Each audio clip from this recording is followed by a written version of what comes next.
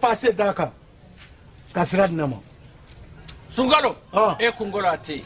Dugu wari, ko diba, fo dugu andugu. On wara tade. O ko ni kuma tala sa. E ka sama mone to yi. I yere ta. Sita. Sita ka numéro flani. Warichi.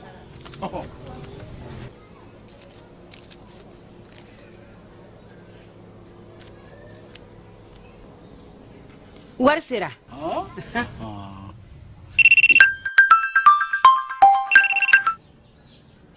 Allo? Ye war soro? Onyena.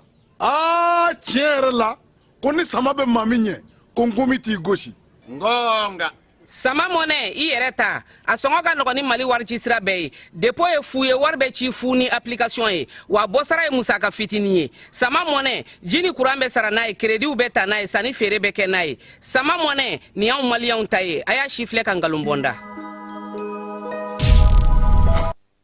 لبيك اللهم لبيك Agence Dunia Travel Service ako abibu nyamasegi folike ka nyesi aka sango hiji deumo au munu yedana ya takadaka au ka hiji labeni akechugo nyumana nan tara hera la ka segi hera la dumunun kay berebereli kay nam mogo be dien fenfena u ba bela jelen kanye donc ambu foku barkada directeur mi to ma no fe no e Amadou Maïgaye ajora jorola nyamo ya ko fenfen ajora jorola kaniso jamogo la ka mogo berebere ka koto mogo tala mogo te mindo ka nyeira mogo la anyo barade soro dunya la mukele kono akoka au bela jele la dunia silame munu me mali kono ani munu zigiro benodo dien jamana were umo ka fo sanwere o hiji ni o umura o baraw labe undamne nakaba op mana au munu ba fe ka hiji ke damu lakana ni basigi kono Agence Dunia akeme ko fere bela jile tige ka hiji kechugo nyuma kalaun bela jile labe ka bla awnye minyi ka do shiro ni damu ye ka surunya au ka bato ke yoro la dumini laki ka sanuma obi tobe ka bla au ka bulu ka sagana ka wati bela jile la dogotoro jole olu be aw no fe hiji ke yoro ani bato ke yoro wera bela jile la yoro be ani wati be baw bulu kuma do o ka busane de singa di Agence Dunia Travel Service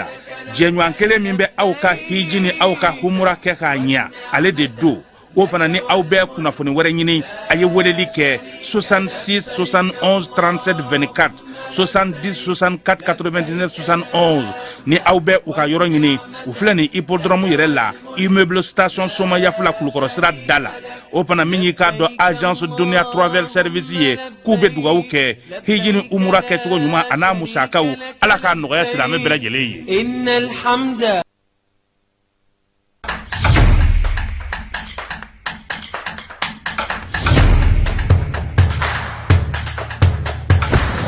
Bismillah anga jamukan keneka données personnelles on en parle ni kuna fon tilmay mun bora APDP mo yoro ko ka da chakedaw kluka jamana chakedaw bararo privé inafo banque microfinance hôpital laboratoire de santé agence de communication presse écrite presse audiovisuelle minu boulangerie supermarché hôtel bar restaurant école publique école privée avocat notaire huissier pharmacie société de vente de véhicules jamana chakeda fefe baraken aramaden tokola kunafuni malikono ko courrier bina se awma ka ou invité akona ko traitement déclaré au niveau de l'APDP ni courrier sera awma obse ka wuli ka se APDP la aka traitement ñogo fe awba cartographie ka don aka formulaire du rempli au formulaire rempli ko fa kan ka musaka joli sara o bela jeleme do kluka APDP la wala sa aka kunafuni ya soro ni courrier nununa obse ka negajuru ci 20 23 86 15 ou bien ka wuli ka se APDP la ñefoli ka kawye ka o blasra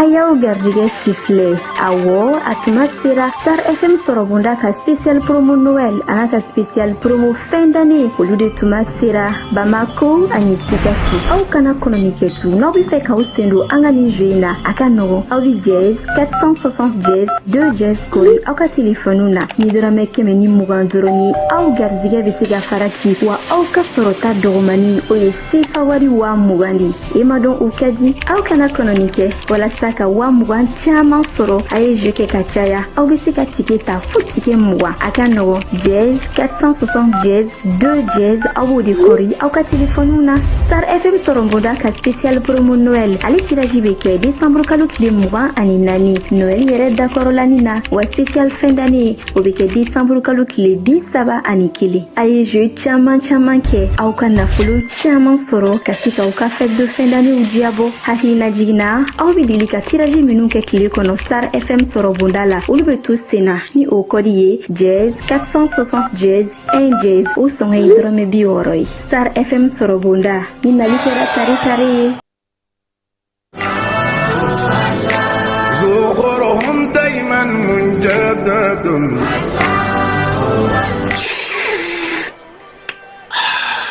ambade te duma kanubaw ample domine ko bibina bela jile sigle kundo ka temi nani kono anga jamana kono ashurula ni watina no e tever rasul atoko kadi chogo mina ate fanan kadi katemoga tever rasul ka tashin furo kono fika barada kono ana jabe nywana tever rasul nkeo ke ka tewuli fonga benefunji kala o bana ta butiki la doro ikafo ko tever rasul benefunji lama walima tever rasul nyamakulama walima a jasmine no mandiye a simple o fana be yino tever rasul ibe jafengo fe nyini tela a bela jile be ka nyon zora kono nana anga na nyon nege ni ko te duma bibina iba fo ko tever rasul abe froko chenyi ngono ninga seba sambala la ko rasul a froko sanfe chebe nyame sanfe tamaro shun jugoro wa imago ba nasugo fe na o jabe o froko ga ni mago be a benefunji la maka benefunji jabo ka ni mago be a nyama kula maka nyama ku jabo ka fuka tabla jasmine na ana simple tever rasul a jezene do jamana infantan nani bela jilela ni watina grossisi fe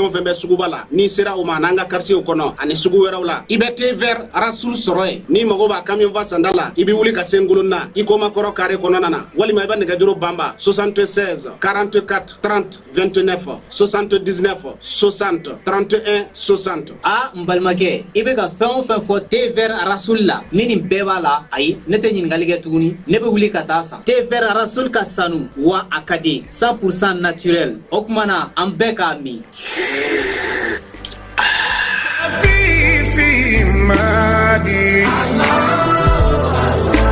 قل أنت مني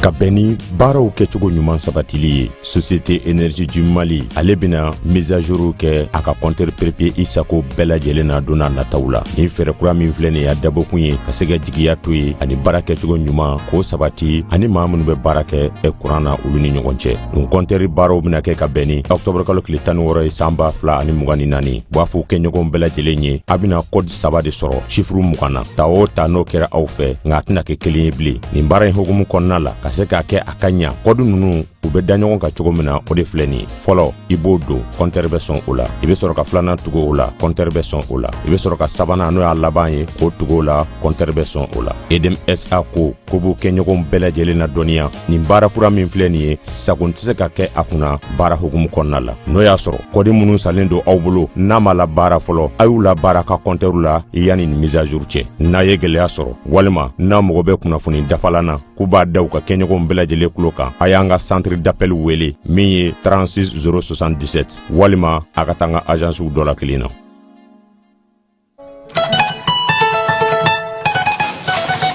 Va, oui, j'ai mon bac. Félicitations mon garçon, je suis fier de toi. Isegi. Bon, maintenant que tu es pas chez lui, en bas que tu connais. Bon, pour voir, on est au Canada, on est aux États-Unis, on est au trop. Eh, Mouna. Eh ben, où est-ce qu'on est au Canada? Ah oui, tel père, tel fils. Nera inga kalanke. Mais amno ko tu connais ça. Ay ameta EduX là. EduX. Oui, EduX il y a quelques années, c'est eux qui ont fait les démarches pour ton grand frère. Ah. Romou le Susan. Et il a fait master, il a commencé à travailler. Oui, allô. EduX, c'est une équipe expérimentée qui assiste vos étudiants dans l'admission universitaire, la demande de visa, l'accueil et l'installation et assiste vos étudiants jusqu'à l'obtention de leur diplôme. Choisir EduX, c'est s'ouvrir les portes des meilleures universités au Canada et aux États-Unis. Appelez dès maintenant le 76 54 18 57 et permettez à votre enfant de réaliser son projet d'études. an ka ɲɔgɔn dɛmɛ ka binŋɛnikɛlaw ni maafalaw ni walijugutigilamaw kɛlɛ a y'anw dɛmɛ an k'aw dɛmɛ ka binŋɛnikɛlaw ni maafalaw ni walijugutigilamaw kɛlɛ n'a ye kunnafoni sɔrɔ binŋɛnikɛlaw ni maafalaw ni walijugutigilamaw kan a ye nɛgɛjuru ci dɛmɛso la nɛgɛjuru sira fɛ wari tɛ sara min na 80 00 11 20 walima 80 00 11 22 walima 98 17 36 75 ngo 98 17 36 45 Tinga an ye dɛmɛ caman kɛ nga an b'an profiter yan k'a fɔ e Kassim yɛrɛ ɲɛna k'a fɔ baɲumankɛ tɔn mɔgɔw ye an ka da yɛlɛlen don hali bi an ma ambulance sɔngɔ an ma a kurun k'a fara ɲɔgɔn kan ni mɔgɔ min bɛ se ka an dɛmɛ numéro bɛ ni i bɛ se ka an dɛmɛ hali ambulance la ka ambulance d'an ma a bɛ se ka na hali n'a ye Kassim ka yɔrɔ la yan an bɛ n'a minɛ yan numéro min bɛ yen n'an kɛlen don k'o bila ambulance dɛmɛ kama o de ye 77 37 21 42 77 37 21 42 Kassim n'a ye mɔgɔ sɔrɔ min bɛ se k'an dɛmɛ n'Ala sɔnna a ma o bɛ diya an ye an yɛrɛ na a lase mais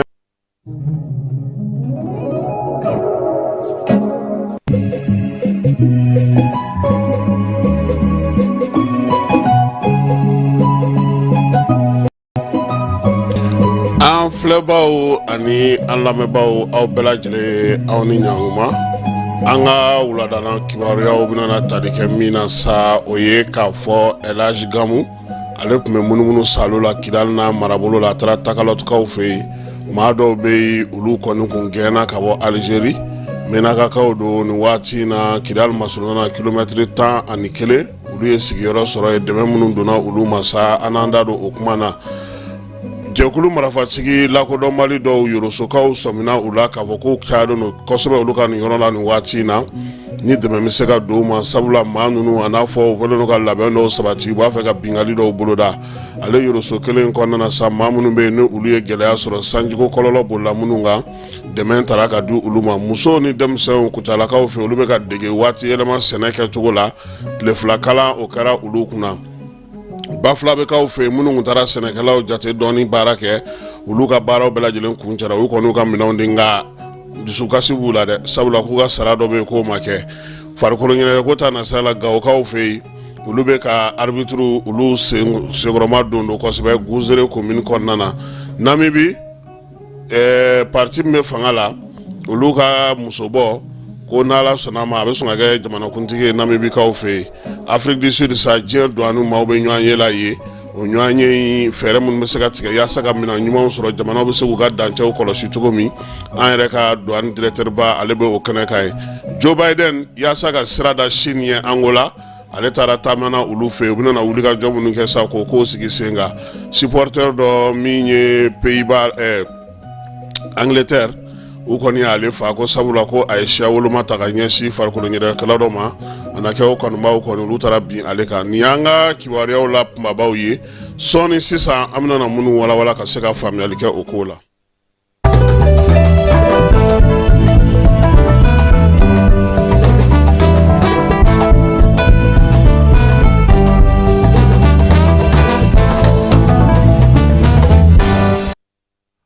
Amara min ye premier ministre ye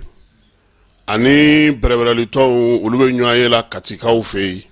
Kati min ye mara kamabɔli baarakɛyɔrɔ belebeleba min bɛ Katikaw fɛ yen n'o ye centre national in ye sa ale kɔni kɔnɔna na ale kumakɛso kɔnɔna na bɛrɛbɛrɛlitɔnw caman kɔni tun bɛ kabini nɛgɛ kanɲɛ 14 waati hakilina minnu bɛ u la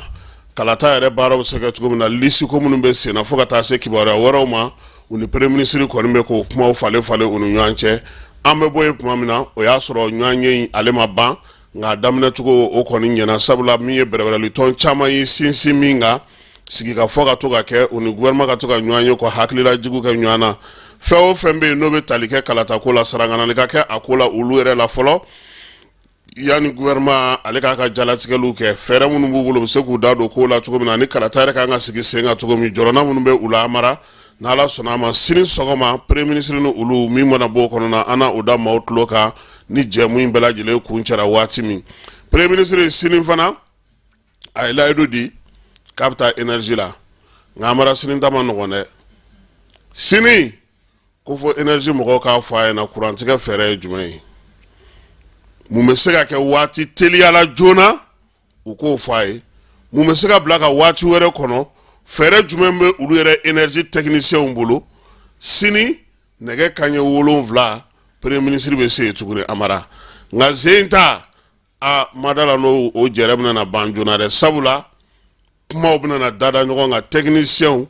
olu bɛna na ɲɛfɔli kɛ premier ministre ye ale fana n'a ka ministre min bɛ wari bɔ o bɛ kɛ yen sanni feere ministre fana bɛ kɛ kɛnɛ kan ye ministre min bɛ courant yɛrɛ ni jiko kunna o fana bɛ se kɛnɛ kan ye sini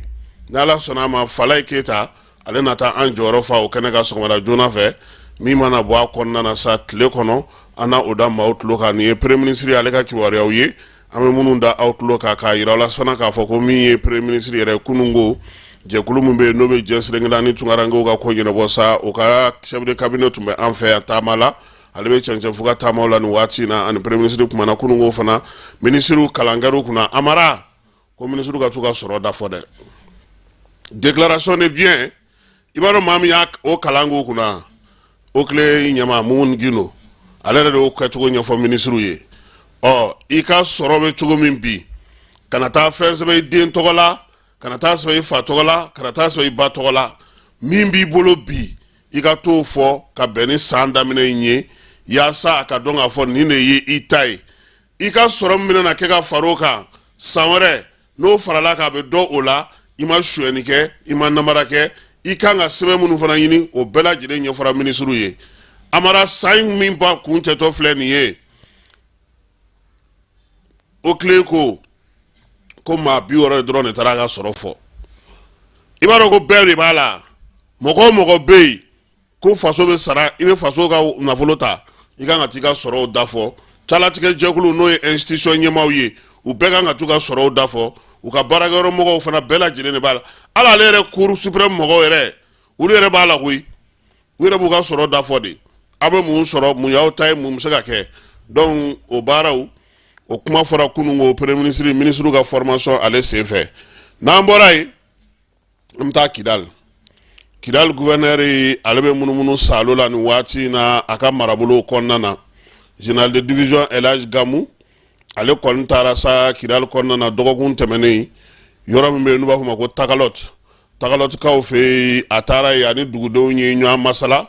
min ye kabila kuntigiw ye dugu min bɛ yen sa n'o u b'a fɔ ma ko Koniba kaw fɛ n'ale bɛ Tagalot mara la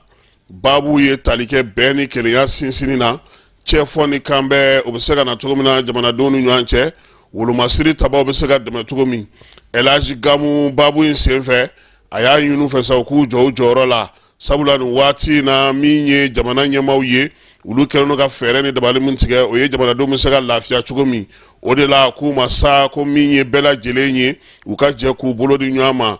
Kidal bɛ se ka basigi cogo min Kidal bɛ se ka suma cogo min olu yɛrɛ ɲɛ b'a la bi k'a fɔ min ye armée ye a kɛlen don ka taabolo kura sigi sen kan baara bɛ ka se ka kɛ mɔgɔ bɛ ka danaya bɛ ka na dɔɔni dɔɔni bɛɛ lajɛlen k'i jija kabilatigi fɛn fɛn bɛ yen bɛɛ lajɛlen k'i jija yaasa ka se ka nin ko in taa ɲɛ Gamu a tɛgɛlankolon t'a han Amara ani donbolo dɔw taara jamanakuntigi ale tɔgɔ la min ye balo dɔw ye u y'o di yanni o fana cɛ Gamu a kun taara duguntinin dɔ la sa min ye Ikilahan ye a taara yen ka taa dɛmɛ ta ka ɲɛsin maaw ma maa minnu y'u sigiyɔrɔ bila n'olu kun bɔra Mɛnakakaw fɛ yen ka taa Algérikaw ye ninnu du caman ni maaw kɔni gɛnsa k'u ka bɔ u ka dugukolo kan u nana u yɛrɛ sɔrɔ Kidal marabolo kɔnɔna na u sigiyɔrɔ kɔni bɛnnen don bi nin waati na Ikilahan ma min ye kabila ɲɛmaa belebelew moriba minnu bɛ yen olu bɛɛ lajɛlen de kɔni degun kun y'u gɛn ka bɔ Mɛnaka fanfɛla la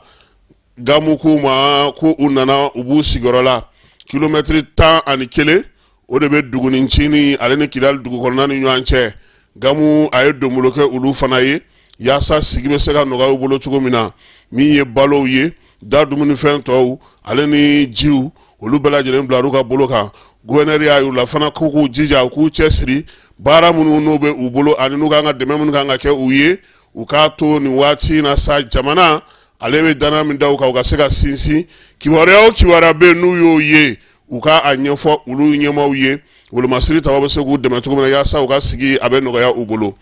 yorosokaw fɛ Amara jɛkulu marafatigi lakodɔnbali dɔw k'u bɛ munumunu salo la ye yoroso duguladen caman y'a yira k'a fɔ k'u ɲɛ sigara kan u ka marabolo kɔnɔna na ko nin waati laban in na sugu siraw la min ye Kuri ale ni Kucala yɛrɛ ni ɲɔgɔn cɛ ye maa caman bɛ da disi ka bamanciwale ni jugawale kɛbaw fɛ dɛ wa fana u ka dugu caman bɛ yen mɔbiliw kɔni bɛ sɛgɛsɛgɛ su ani tile nɛgɛsotigiw maaw bɛ da u disi ka k'u mɔmɔ olu yɛrɛ kɔni bolo u ka baarabolo yɔrɔ ka dɔgɔ bi ni bamanciwale ni mɔgɔ kɛlen don ka taa u sigi ye k'u b'a ɲini ɲɛmaaw fɛ u k'u hakili to olu la sabula ni ninnu mɛnna munumunu na dundulu mana ban u bɛ gɛrɛ muntulu la dɛ o fana tɛmɛnen kɔfɛ yoroso kelen in kɔnɔna na maa minnu bɛ yen sa ni sanji ko gɛlɛya kun sera olu ma malo tɔni 5 ka bɔ Mali gouvernement yɔrɔ commissariat à la sécurité alimentaire ale y'o ta ko ka taa di olu ma guwa minnu bɛ yen sa n'olu ye degun sɔrɔ o jɛkulu min kun sigilen don ko kama n'o bolofara tun bɛ yoroso kɔnɔna na olu y'o donbolo kɛ olu maaw ye sabula sa ji jiginna Amara balo caman bɛ ka se dɛmɛw bɛ ka se u seyɔrɔw la yoroso commune bɛ n'o ye maaw ye ale ni Karangana Amara kɔɔri bɛ sɛnɛ Karangana dɛ usine belebele kɔɔri usine belebele de bɛ Karangana n ye su 3 si ye o ye ale yɛrɛ ni yoroso man jan kosɛbɛ o donc yengaw k'u fana ye dɛmɛ sɔrɔ Kucala musow k'olu dege sɛnɛ la sɛnɛ min bɛ se ka kɛ ni waati yɛlɛma ale kɔlɔlɔ tɛ se aw ma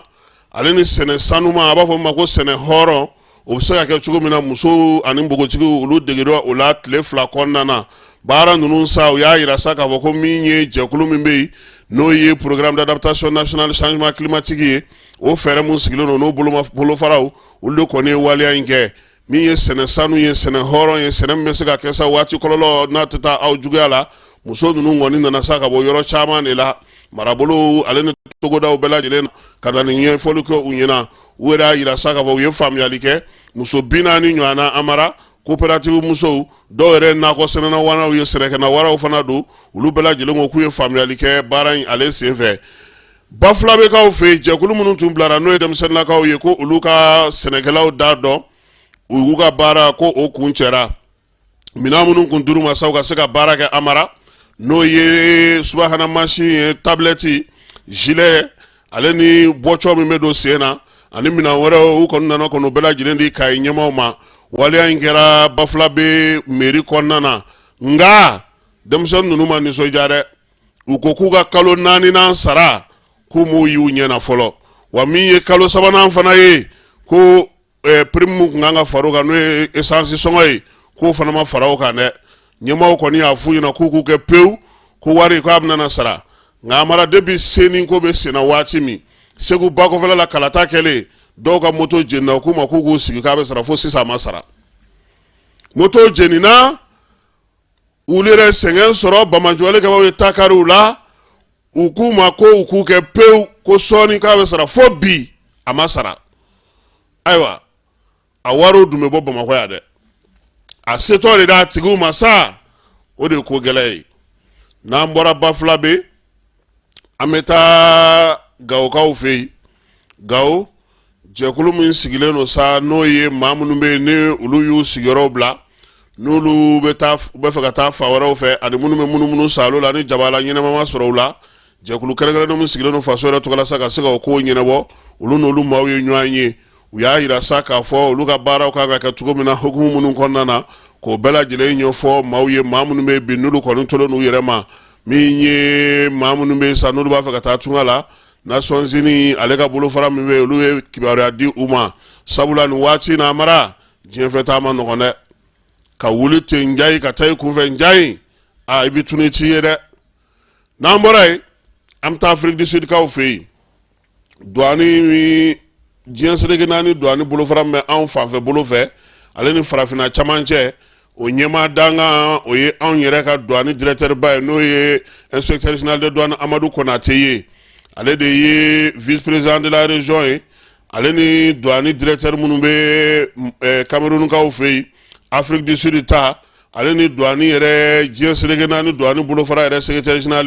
olu tun bɛ baara la sa baara min bɛ tali kɛ diɲɛ douane yɛrɛ kuuru kara bɛɛ lajɛlen ɲɛmaayaso o ka lajɛ kɛrɛnkɛrɛnnen min bɛ sigi o 91 na o de tun bɛ ka kɛ Afrique du Sud kaw fɛ yen amara baara ninnu bɛɛ lajɛlen bɛ kun cɛ sini ni ala sɔnna ma nka kɛnɛ kan ye dugu min na sa aw minnu ye kalan kɛ aw bɛ nin dɔn dɛ Cap de Bonne Espérance k'u bɛ k'a kɛ yen de douane directeur ale a kelen ma taa han a ka directeur de cabinet maa min bɛ sigi a kɛrɛfɛ n'o ye o b'a ka technique kow ɲɛnabɔ ka taa fara sa a ka politique générale kow ɲɛnabɔbaw olu bɛɛ lajɛlen tun b'a nɔfɛ taama in na i b'a kalama k'a fɔ ko min ye nin jɛrɛ in ye a sigira sen kan kabini san 1978 san yaasa douane bolofara minnu bɛ diɲɛ kɔnɔ olu ka se ka ɲɔgɔn ye ka kimɛli kɛ ni san minɛna kun cɛ hukumu de kɔnɔna na sa fɛɛrɛ kɛrɛnkɛrɛnnen minnu sigilen n'u fɛ diɲɛ seleke naani bankun kan douanelakaw tɔgɔ la u ye Afrique du Sud ka Cap de Bonne Espérance de sugandi min ye diɲɛ seleke naani douane ka secrétaire général ye ale ye nin bolofara 6 ninnu wele farafinna kɔnɔna na conseil min bɛ yen n'o ye président du conseil yɛrɛ ye ale yɛrɛ bɛ kɛnɛ kan vice président du conseil n'o ye anw ka Amadu Konate o bɛ yen bolofara 6 minnu bɛ diɲɛ fantan 4 fɛ olu fana bɛ yen ka taa se maa 24 ɲɔgɔnna ma amara olu bɛɛ lajɛlen n'olu ye douane bolofaraw ye diɲɛ seleke naani tɔgɔ la olu bɛɛ lajɛlen tun bɛ yen jɛrɛ 91 in kɛnɛ kan sa a yera k'a fɔ ko min ye an ka cɛre ye n'o ye Amadu Konate ale ye kuma ta ale fana kɔfɛ Camerounkaw ye kuma ta min ye contrôleur général min bɛ bɔ Nigeria o fana ye kuma ta u y'a yira sa k'a fɔ ko baabu ninnu bɛɛ lajɛlen bɛ tali kɛ mun na wari yɛlɛma ni wari ŋanamu min bɛ kɛ ani ka sɔrɔ olu ɲaami bingali minnu bɛ kɛ ani maa minnu b'a la ka douanelakaw k'olu ɲɛnamini ni drogue ni fɛn wɛrɛw ye an ka sirabaw bɛ cogo min ani an ka dancɛw bɛ cogo min kuma ninnu ye tali kɛ o la kuma wɛrɛ fana bɛ yen bi o ye fɛɛrɛ kɛrɛnkɛrɛnnen min yɛrɛ bɛ douane yɛrɛ soba bolo diɲɛ kɔnɔ san 2025 ka taa se san 2028 ma o kɔnɔ kumaw u y'olu fana fɔ bɛɛ lajɛlen bɛ se k'i fɛla to a la cogo min baara bɛna kɛ cogo di ani bɛna wuli ka jɔ kɛ cogo di nin baara ninnu bɛɛ lajɛlen kɛrɛfɛ anw ka douane ɲɛmaaba na ale yɛrɛ ye diɲɛ douane ɲɛmaada an ka bolofara ye an fɔ bolofara ya farafinna yan ale fana ye maa caman ani maa caman kumana min ye nin jɛrɛ jɛkuluba ninnu ye américains a n'olu kumana min ye diɲɛ fan wɛrɛ maaw ye ka taa se farafinnataw ma ani ninnu bɛɛ lajɛlen kumana kumaw senfɛ sa Mali yɛrɛ mago bɛ fɛn minnu na n'o ye kunnafoni ɲɛnama sɔrɔli ye ani minankuraw sɔrɔli ye an bɛ se cogo min na k'an ka dancɛw bɛɛ lajɛlen lakɔlɔsi min ye farafinna an fanfɛ bolo min douane ɲɛmaaya b'a ale bolo diɲɛ tɔgɔ la bi o fana bɛ se ka kɛ cogo min na douanedenw douane kɔnɔmaw sa baarakɛlaw olu bɛ se cogo min na ka kalansenw sɔrɔ ka dɔ fara u ka dɔnniyaw kan Amadu Konate nin bɛɛ lajɛlen laɲini min ye a ka baabu kɔnɔna na ani américains ta sa a y'olu sɛbɛkɔrɔ fo ko sabula olu kɔni labɛnnen don nin waati in na amara ka na Mali la koyi kalan k'o sigi min ye lamɛrikɛn douane bɛ baara kɛ cogo min na ka na o togo an fɛ yan an ka dancɛw bɛɛ lajɛlen bɛ se ka kɔlɔsi cogo di an bɛ se k'u bolo di ɲɔgɔn ma cogo min diɲɛ seleke naani douane ale ka hokumu kɔnɔna na min ye inspecteur général Amadu Konate a ye o laɲini kɛ ka se k'o sɔrɔ amara n'an bɔra douanelakaw fɛ yen an bɛ taa Senegalikaw fɛ yen u ka ministre min bɛ yen n'o bɛ kunnafonidi ko kunna Alioune Sall ale ye sɛbɛn bɔ kununko ko Senegal kɔnɔna na kunnafonidi gafe min bɛ yen ni Senegal jamana kɛlen don k'olu lakodɔn o bɛ bɛn 112 ma sariya min bɛ yen n'o sigilen don kunnafonidilaw tɔgɔ la ko olu de bɛ k'o bɔ a sira fɛ n'o ye kunnafonidi so teleso ni arajo ni journal bɛɛ lajɛlen faralen ɲɔgɔn kan ko 112 ko olu de bɛ ka sariya in bato min ye tɔw ye sa 535 o de bɛ yen minnu kɔni olu ma fɛn sɔrɔ Senegalikaw fɛ yen jamana bɛ wari min di kunnafonidilaw ma san o san a bɔra miliyari 1 na ka taa sɔrɔ miliyari 4 na o kɔrɔ sa nin kunnafonidiso ninnu n'o ye 112 ye olu de bɛ se ka wari in sɔrɔ han sariya bɛ yɔrɔ o yɔrɔ a ka di ninnu bɛ se ka fɛn sɔrɔ mun nka wari in amara an ka tɔn dɔ bɛ yen journaliste farafinna yan ale ni ka taa se fo Afrique Sud ninnu bɛɛ ma u bɛɛ bɛ jɛkulu in kɔnɔ a b'a fɔ ma ko Senozo cellule Norbert Zongo de journalistes d'investigation en Afrique de l'Ouest et du Centre o kɔnɔna na an ye baro sigi dɔ kɛ kunnafoni so minnu bɛ diɲɛ kɔnɔ jamana bɛ musaka mun labila u ye an ye baro kɛrɛnkɛrɛnnen kɛ Senegal ta ka a don Senegal kunnafonidilaw ko k'an bɛ ka ɲɛbɔ olu fɛ ko wari in k'a ta man di dɛ wa wari in fan dɔ bɛ yen o bɛ taa papier de la telesow fana ta fan dɔ fana a ma nɔgɔn dɛ n'a bɔra miliyari 1 na ka taa miliyari 4 na a kɔni a kibaruya ka di maaw tulo la maa minnu tɛ ka tɛmɛ miliyɔn 800 a yɛrɛ tɛ ka anw yɛrɛ ta depuis 2019 anw ta tɛ ka di tuguni anw yɛrɛ ta bɛ ka taa sira o sira fɛ an yɛrɛ t'a ɲɛdɔn tuguni maison de la presse ni gouvernement a b'olu ni ɲɔgɔn cɛ maa si t'a dɔn miliyɔn 200 min tun bɛ di fɔlɔ n'a kɛra miliyɔn 500 a ko bɛ cogo di bi comme presse fana tɔn cilen don a kɔnɔna na bɛn tɛ yen bon sinon maa min b'a minɛ ko k'a ko ɲɛnabɔ a kɛra o de ta ye sa o maaw kan ka maa min sɔn ni wari dira o kan ka sɔnni kɛ maa min ma o ye wari k'a yɛrɛ ta ye sisan bon jamana kan k'a lajɛ fɛn minnu bɛ baara kɛ presse kɔnɔna u ni dɛmɛ ka kan u ni dɛmɛ ka kan bi u ni dɛmɛ ka kan sini n'an bɔra Senegal kunnafonidilaw ka ko la Libériyakaw olu fɛ yen min ye u ka kɛlɛta baara min bɔra ka kɛ kɔsa in na ko maa minnu bɛ yen sa n'olu ye kalata baara ninnu bɛɛ lajɛlen kɛ dugumadaw la ko u fana wulilen don ka wari nɔfɛ dɛ élection banna k'u ka taa ka bɔ yen u y'a daturu la k'a da jaba la k'u ka wari ko n'u y'a mɛn u da k'u b'u bila kaso la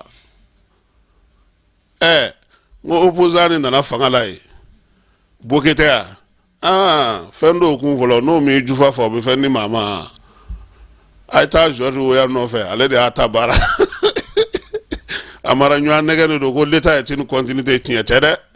n'i ka juru bɛ gouvernement na ni cɛ min ye i ni min ye marché kɛ n'o taara fo n'i bɛnna ni maa ɲɛnama ye dɛ n'an bɔra Libéria an bɛ taa Kongokaw fɛ yen Kongo olu tun ye kiiri dɔ sigi sen kan kiiri min bɛ tali kɛ muso 5 la muso minnu bangena san 1946 san ani ni san 1950 san u fa ale ye Belgique ye nka min ye u bamuso ye ale ye Kongoka ye ni muso 5 yi kabini u minɛ u bangena u y'u cɛ ka bɔ Belgique métisiw don ka n'u fili farafinna u fana wulila sisan ka kiiri kɛ u kɔrɔbayalen ko k'u bila u ka hakɛw kɔnɔna na dɛ wa u kun nan'u bila falatɔso de la sisan sa Bruxelles cour d'appel ale kɔni ɲangina ko fo a ka ninnu bila u ka hakɛw kɔnɔna na muso 5 in ko olu tɛ k'a kɛ dɔwɛrɛ kama dɛ a ɲɔgɔnna wɛrɛ de kana kɛ ani u ni hakɛ mun ka kan u ka bila u kɔnɔna na sabula u somaw u m'u bange nin kama nka ko bi ko m'u bila kɛlɛ in na dɛ Amara ko depuis u ncinin n'u bɔra ko kalama falatɔso in kɔnɔ fo ka na u kɔrɔbaya u bɛ kɛlɛ in na wa bi métisiw don dɛ nka u ko k'u ti jɛ dɛ ko farafinna tɛ se ka kɛ jɔnya sababu ye RD Congo kelen in kɔnɔna fana na hali bi u ka sɔrdasiw olu ni bamanci jɛkulu minnu bɛ yen n'a fɔ ma ko M23 olu karilen don ɲɔgɔn na min ye kari ɲɔgɔn na in ye kɛlɛ in fanga bonyana gouvernement yɛrɛ bɛ ka bɛnkan ɲini yaasa marifa bɛ se ka da cogo min na maa ka se ka kuma jɛkulu fila in ale ni ɲɔgɔn cɛ Angolakaw fɛ yen Joe Biden ale kɔni ye taama daminɛ kunungo min ye Joe Biden ye sa a yera k'a fɔ sa ko a ka nin taama in kɔni kɛkunba ye min ye nin waati in na a yera k'a fɔ ko sini jamana ale ka ko bɛ ka bonya kosɛbɛ nin jamana ninnu kɔnɔna na o de la sa min ye Joe Biden ale kɔni wulila ka taa ye min ye États-Unis ye ale bɛna na baara belebelew sigi sen kan baara minnu ni sini bɛ ka o ɲɔgɔnna kɛ nin waati in na Angolakaw fɛ yen o tɛna da o ma dɛ bayɛlɛmaliw fɛn o fɛn bɛ yen n'o bɛ se ka kɛ Angolakaw yɛrɛ fɛ o yɛrɛ n'o usines sigi Américains olu na don ko hukumu kɔnɔna na yanni sini ka na a bɛɛ lajɛlen salo ka taa n'a ye ale dun ka fanga yɛrɛ bantɔ don sabula janvier kalo tile 20 Donald Trump o kan ka sigi Amara Donald Trump k'a y'a burankɛ de kɛ États-Unis lasigiden ye Faransikaw fɛ yen Joe Biden fana taatɔ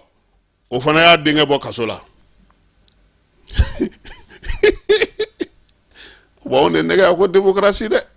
anw fana b'o minɛ k'an poro ka sa liberté d'expression a donna ta a yɛlɛla yan fɛ fiɲɛ ye nin fa a denkɛ minɛna k'a ye ko kuntan ni ŋanamu kɛ a ko k'a tɛ taa k'a to kaso la dɛ wa i b'a dɔn k'u ka nansara jamana ninnu mɔgɔ caman tun ye nin kibaruya in fɔ ko Joe Biden yɛrɛ bɛ ka kalata ɲini den de kama ko sinon ko a yɛrɛ kɔni b'a dɔn k'a fɔ ko a se kun t'a ye quoi nka u ka parti ma taa ka batili dan Namibikaw fɛ yen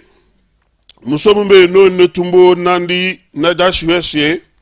ale de ye musobɔ ye nin waati in na kalata min ni parti min bɛ fanga la o ka kalata musobɔ don jamanakuntigiya ko n'Ala sɔnna a ma ko a kɔni jɔyɔrɔ ka ɲi fɔlɔ sabula ale na kɛ muso fɔlɔ ye Namibikaw fɛ min bɛna kɛ jamanakuntigi ye kalata minnu kɛra novembre kalo tɛmɛnen o tile 27 jaabiw fɔlɔ bɛ ka mun kɔni di o y'a ye sa k'a fɔ ko min ye SWAPO ye ale kɔni bɛ ten ka nin waati in na amara ko farikolo ɲɛnajɛkɛla dɔ